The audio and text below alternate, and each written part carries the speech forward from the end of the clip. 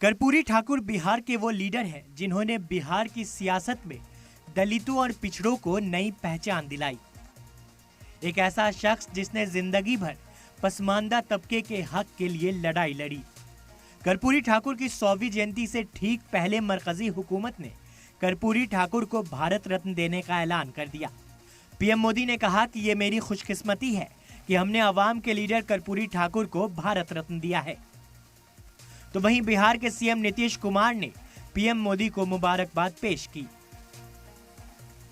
ये बीजेपी की हमारी सरकार का सौभाग्य है कि उसे जननायक कर्पूरी ठाकुर को भारत रत्न से सम्मानित करने का अवसर मिला। तो मुझे खुशी है, मैं इसके लिए केंद्र सरकार को और प्रधानमंत्री जी को भी मैं बधाई देता हूं कि उन्होंने स्वीकार कर लिया।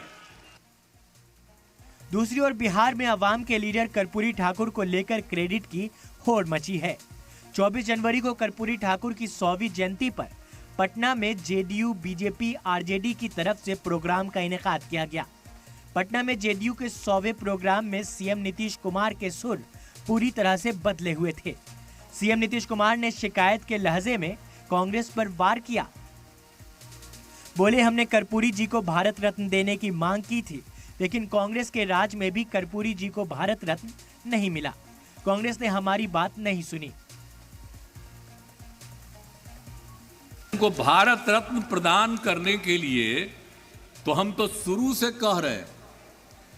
आप अगर देखिएगा तो जब हम लोगों की सरकार बनी है 2005 में, तो 2006 के बाद 2007 से लेकर के आई 2023 तक हर साल, पहले कांग्रेस की सरकार या और की सरकार, बाद में अभी जो सरकार है, इन सब लोगों को हम अनुरोध करते रहे, लिखते रहे।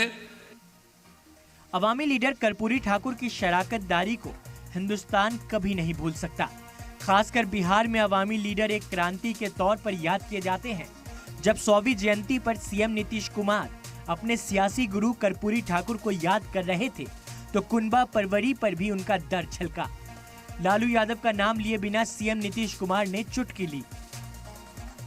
आज जननायक कर्पूरी ठाकुर जी अपने किसी परिवार को कुछ करते थे। आजकल लोग परिवार का लोग कितना करते रहता है, नेता बनता है। और जब उतने बड़े नेता थे, वो अपने किसी लड़के को करने नहीं दो। रातों रात सीएम नीतीश कुमार के सुर बदल गए हैं। सीएम नीतीश पीएम नरेंद्र मोदी के मुरीद हो गए हैं। मुस्कुराते हुए उन्होंने मुबारकबाद दी और अपने पर तंज। इस तंज के क्या मायने हैं, ये आने वाले दिनों के लिए बहुत अहम है, क्योंकि बिहार में सियासी हवा बदलते वक्त नहीं लगती। ब्यूरो रिपोर्ट, सलाम टीवी।